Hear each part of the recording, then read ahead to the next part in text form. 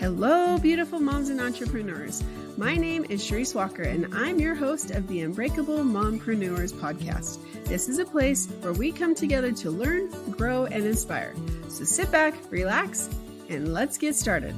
Hello, mompreneurs. My name is Charisse Walker, and I'm your host. And today I'm here with Andy Paige, a very special guest, and she has a lot to talk about in a little amount of time. And so, Andy, why don't you introduce yourself to us? Yeah, hi. My name is Andy Paige. I currently play the role of Pearl, which is a shopping home network host on ABC General Hospital. Exciting. And you have been on several other shows as well, right? QVC. Yeah, I come from a reality background. Okay. So some of your listeners may know me from shows like Starting Over, 10 Years Younger, How Do I Look? I had my own show, Sense of Style. I've done hundreds of episodes of reality-based television, and I'm also a guest host on QVC. But this is my first acting job. Okay, that's fantastic. I'm definitely going to have to watch you. So let me ask you, what are some of the hottest beauty trends that are going on right now? Well, hottest beauty trends. There's actually a real trend in having products be multi-use. Mm-hmm. So, for example, one of the reasons why I have the job as Pearl on General Hospital is, again, I am a home shopping host, and I bring those deception products. For those listeners who've been watching General Hospital for years, Deception Cosmetics is actually a storyline that's existed for about 20 years, and it's run by these powerful women. And they have been developing red light therapy and serums and potions and things for years. And one of the things that they are bringing to life for sale and for the fans is an all-in-one. So if you can imagine something for lips, cheeks, and eyes.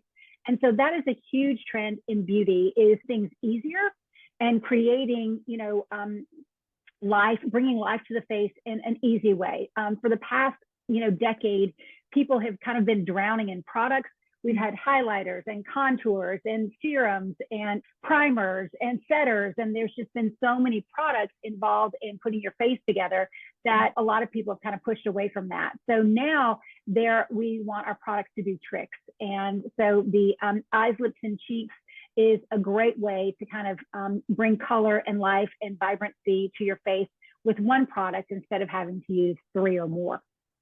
I love that. And it wasn't until I think probably a year ago where I now tell people I've gone blind, deaf, and bald. And like not even like we won't even talk about the face, right? Because I'm turning 50 in a couple of weeks and I'm like, oh my gosh, like, wow, I got to figure this out, right? And so when you talk about this product, how can we get it? Where do we find it? What is it? Well, so Deception Beauty, again, has been a part of the storyline for a long time. And the fans have had the benefit of watching a lot of these products develop within the show. Like the Deceptor red light therapy wand, it went from, a thought to, watching, patents being applied for, to watching the actual development and packaging and, perfecting. So in watching General Hospital and specifically the Deception Beauty storyline, the fans have really been able to see a lot of these things come to life. But now you can find all of these products and more at shophomeandheart.com. So Home and Heart is the fictitious shopping network within General Hospital, and Shop Home and Heart is where all of the products that are brought to Home and Heart are available for basic consumers. Wow. And how do you play into that? Are you the owner of it or? No, not at all. So I am, the producers, I'm lucky enough to have worked with hundreds of producers over my lifespan and working in television. And the producers of General Hospital actually saw on LinkedIn that I was a guest host on QVC. And this role requires a home shopping expertise. And so I am not a part of it other than being the spokesperson for shophomeandheart.com. And so everything that is licensed and ready to basically deliver to the fans comes to Home and Heart within the show, and then is moved to Shop Home and Heart, which is where I will pitch and show everybody how to use products and all that stuff. That's fantastic. What's it like to be on General Hospital? Well, this is a legacy show. Okay. So when I got the call, I started watching General Hospital with my great grandmother in the 70s. Okay. So I'm 54 years old.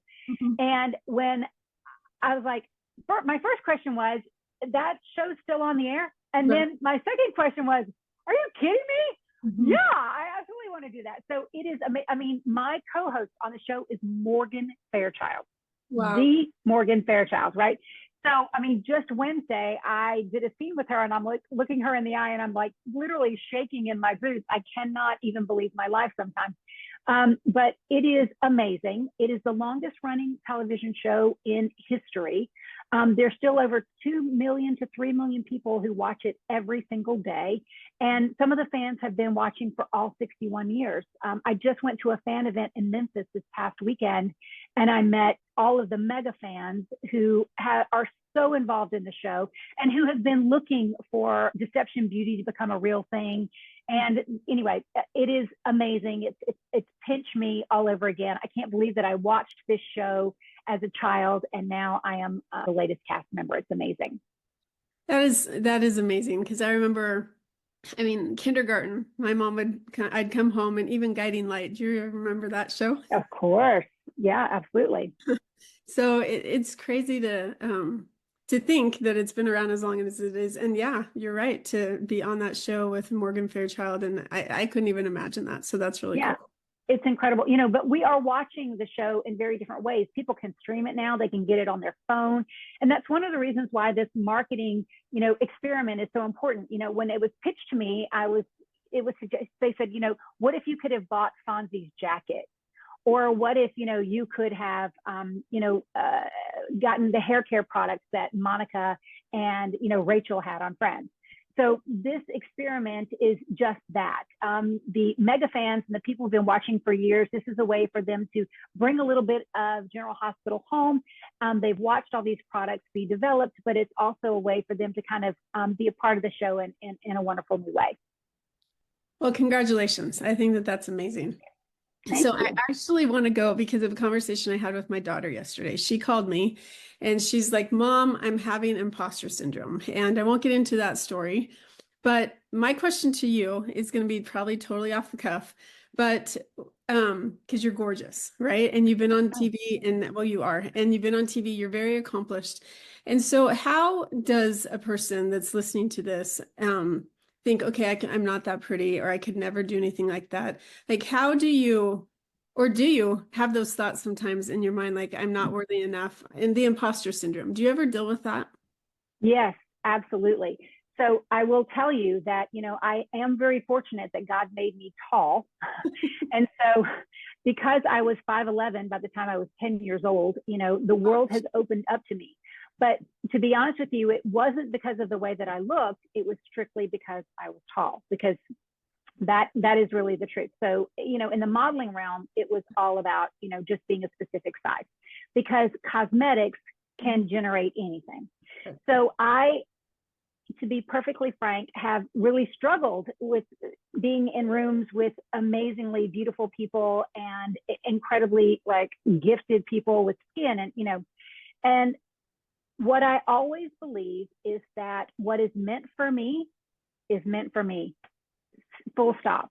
That if, I'm a God girl. So if God has a plan for me and this is supposed to be my journey, then there's nothing that's going to keep me from that. So, and every no that I've ever received in my life has pushed me in the direction that I'm supposed to go. So I actually had the best lesson when I was a young model, and my agent used to tell me, I'd be like, oh, I'm so sorry I didn't get that booking. And they'd be like, no, don't be ridiculous. The average model works about 10% of the jobs that they're sent on. So every no is just your step closer to your yes. So no's are not a bad thing. No's just mean that you are getting closer to your yes. So that rewired my brain at a really young age to just accept the fact that a no just means that I'm closer to what is supposed to be for me. And so I'm always grateful for the opportunity. I always say thank you. And I just have the firm belief that even if I am not the most beautiful, if I am not the most anything, what I can control is that I can be the most nice and I can be the most kind, so that when people remember me, they remember that I'm there to make a situation better and not worse. And the natural jobs that are meant for me, or the natural anything that is meant for me, will naturally come. That is fantastic advice. And I love that. I had somebody that I once taught with, he had a son that wanted to go into the music industry. So he went to LA to try to break out, and he called his dad after he like gave his CD. This is the time where, you had CDs. And he's like, I went and dropped him off and everyone told me no. I'm gonna quit. I can't do this. And his dad's like, how many times have you gone and pitched it? He's like, I don't know, 3. He goes, okay, that is not enough. Give me a break. He goes, how many no's do you have to get until you finally decide to give up? He's like, I don't know, 50. And he goes, okay, I don't want to hear from you until you get your 50 no's. And he hung up the phone and he's like, I'm sure my son was like, you're the meanest dad. I called for sympathy and I called for this or that. And instead, he's just like, son, buck up and shut up and go try it out. And so because of that, his son, every time he got a no, he would walk out saying, thank you, I just have 49 more. Thank you, I just have 48 more. And before you know it, before he got to the 50, he got his yes, and he did break out into the music industry. And so I love that advice because that story has always stuck with me that, okay, and especially I do believe we're guided where we're supposed to be. So definitely. I definitely believe that. But I will tell you that me getting the role as Pearl is honestly seeds planted 20 years ago. Mm-hmm. So the other big lesson is you show up on time. You are, like I said, are as nice and as kind as you can be. And you want to be remembered as someone who is going to make a situation better. Like you are prepared, you are a giver. And then those seeds will ultimately produce fruit. We never eat the fruit the same day we plant the seed. Yeah. So here I am 20 years later working with producers who remembered me as someone who was kind and helpful. And that's also really, really important. And I don't think in this day and age, people understand that because it's more of the microwave society. You pop it in the microwave, 30 seconds later, it's warm, or a minute. And so you're right. You're talking 20 years ago. And so it takes time and people just aren't willing to give that time right now. Yeah, well, unfortunately, it is the absolute case. The other big lesson that I have and I try to teach my kids is whatever industry you're in, people actually carry a lot of stress. Right. So you want to follow up with a thank you in some way, whether it's an actual handwritten thank you, a text, however you were communicating with them, you need to follow up with a thank you. And I'm grateful for your time. I'm really grateful for the opportunity. I can see that you work so hard. I know this is a stressful, whatever it is, you want to have the person who's making a choice on your behalf feel seen. And the more that you can help that person feel seen, the more that those doors and windows will continue to open for you. Fantastic advice. I love it. Okay, so let's get back to fashion. We're going into winter. Yeah. Sometimes you think of it, you keep looking outside and you're like, it's going to come, it's going to come. So what are the fashion, like the biggest things that we should know about for this year? Well, there are a few things. Color, I'm sure you probably know the big colors for fall are wines and army green, and it's kind of a push away from black. There's a lot of brown. We're not really doing kind of the Barbie pink. Everything is a bit more of a muted blush tone. But the big color right now is definitely wines and burgundies or ox blood. That's a big thing as far as color is concerned. And then suede. In seasons past, we've talked a lot about leather. Leather's been huge, but this year's really about suede and kind of a buttery feel. The other big thing is taller boots. We've really enjoyed booties for the past really kind of like decade. And booties aren't as much of a thing as taller boots are. And I know that, we are, you're almost 50, I'm in my 50s. So I think, okay, taller boots, does that mean that I need to wear shorter skirts? Or it is true, like shorter skirts are kind of in. And so the way that I navigate taller boots and a shorter skirt is I do a thicker tight, or I do a fishnet tight, which is, very, very popular. You're going to see some plaids are definitely back. And the other thing that continues to regenerate season after season is leopard. I mean, my great grandmother wore leopard, my grandmother, my mother, I wear leopard, my kids wear leopard. I mean, leopard is but rich leopard, not too small, but a larger printed leopard is something that has been around forever. We're seeing a lot more gold than we are silver in details, buckles, kind of all of that. There is a wonderful trend for a ballet Mary Jane, so like a ballet flat with Mary Jane straps on it, which is very comfortable, and I love that. But those are probably the biggest trends that I think that people can naturally pick up on. I actually love to think about color because I have a very colorful wardrobe. I always keep color in my wardrobe because I do a lot of television. And to me, it's one of the easiest ways to look modern and updated, is just with your tops and your accessories. So, think about browns instead of blacks, and adding pops of color. That's great. So as an entrepreneur, and the moms listening, so they go to their closet, because I'm thinking in my closet right now, and I'm like, oh, I'm so tired of it. And this thing's old, this thing's old. What do you recommend for somebody that has a closet that, they might have tops from 10 years ago and they're just like, ugh, I don't want that anymore. What do you recommend? Yeah, the biggest thing that you need to do is clean out your closet. Most of us only utilize about 25% of what we have. And so, to be perfectly frank, what you're talking about is, it's like a mental exercise. And if every time you open your closet, you are confronted with things that you can't fit into anymore, money that you wasted, mistakes, the person that you used to be, you need to get all of that out. Opening your wardrobe should really open your mind to an opportunity of what your wardrobe workforce is kind of going to do for you that day. Your wardrobe should energize you. And if it's not energizing you, then you have got to clean it out. I say you need to make 4 piles. You need a donate, a recreate, a contemplate, and a fits me great. Your donate are those things that you are going to get a tax break on. You're going to give it to someone, or possibly, resell. Your recreate are those things that just need a small adjustment, whether it's a hem or a nip or a tuck, to make it something that you feel great in. Your contemplate are those things that have an emotional connection. You want to put that at one end of your closet, turn those hangers, towards you instead of away from you. And every time you wear one of those contemplates, you turn it around. After a year or two, if you see that you've got a whole collection of items that with the hanger that is turned towards you, then you know it's okay to get rid of that. Okay. And then your fits me great should be the only thing that's in your wardrobe. Those things that empower you, that make you feel great, that really is like your superhero cape that you put on, and you're going to look great in, you're going to feel confident, you're going to be able to look people in the eye, show up feeling fabulous. That should be what's in your wardrobe. Oh my gosh, you just motivated me, because I have to go to appointments later today, and I'm like, oh, I'm going to go do that. That's fantastic. And I do think that it does matter, because if you feel self-conscious, or if you feel uncomfortable when you're in front of a client, then something's wrong, because they're going to look at you a different way as well. If you walk in feeling beautiful and wonderful, then you have more confidence. And so they're going to believe in you as well. That's good. It radiates. It absolutely radiates. So I always say, if you are uncomfortable with how you look, you do not linger longer in conversation. You do not look people in the eye. You do not stay engaged. You are self-conscious.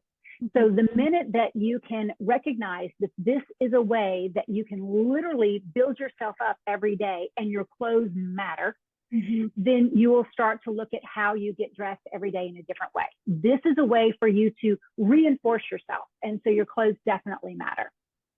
I love that. And it's so true. First impression, and you can never make a first impression on the second time. So that's really good advice. Okay. So the next question I have is, let's talk about moms. You're a mom of 3, right? Yeah. So what advice would you give a new mom who she's pregnant for the first time, and you're sitting on a park bench and she comes and sits next to you and you're having this conversation? What advice, with all the gamut, because your kids are older now, right? What advice would you give them, or her?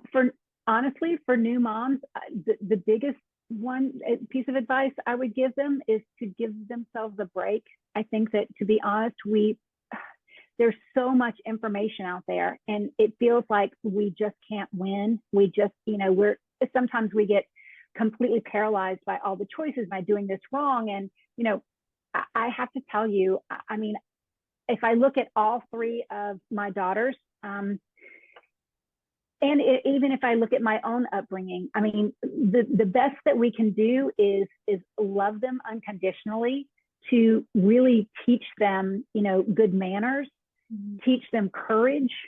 I find that a lot of kids don't have a lot of courage today. It's one of the biggest things that I think that we have somehow lost. So the courage to have difficult conversations, the courage to, go first, the courage to speak up for themselves.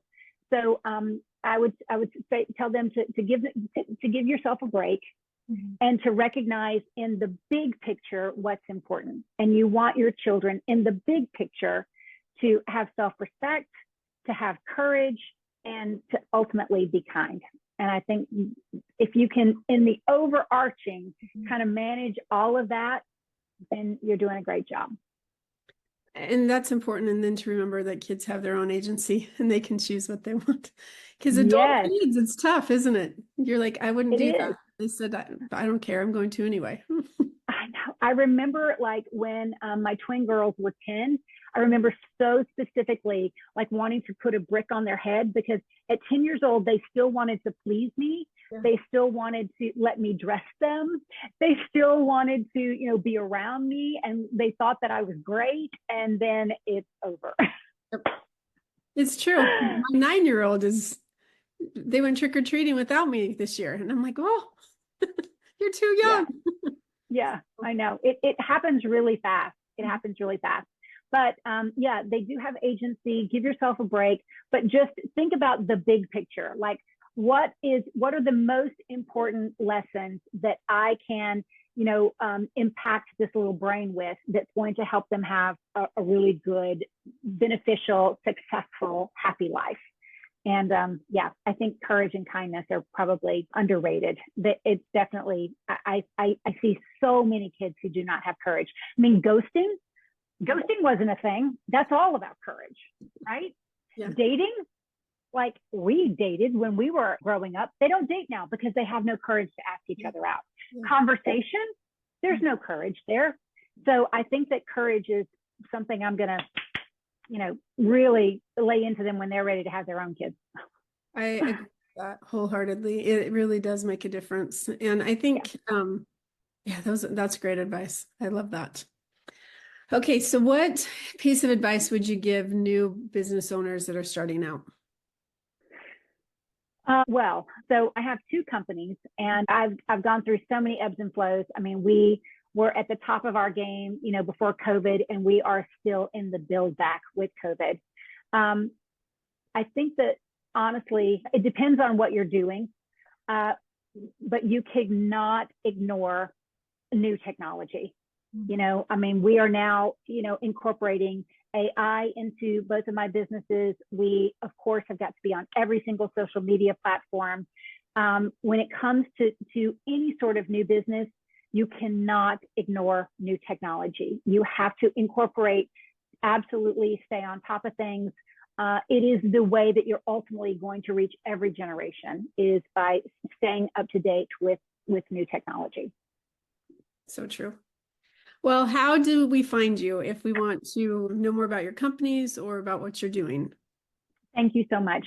Of course, you can find me at andypaige.com. My business and my invention is the Girly Go Garter, which is a hands-free purse that you wear on your legs. So girlygogarter.com is, of course, where you can find me. And then everything that I'm doing for General Hospital, you can find at shophomeandheart.com.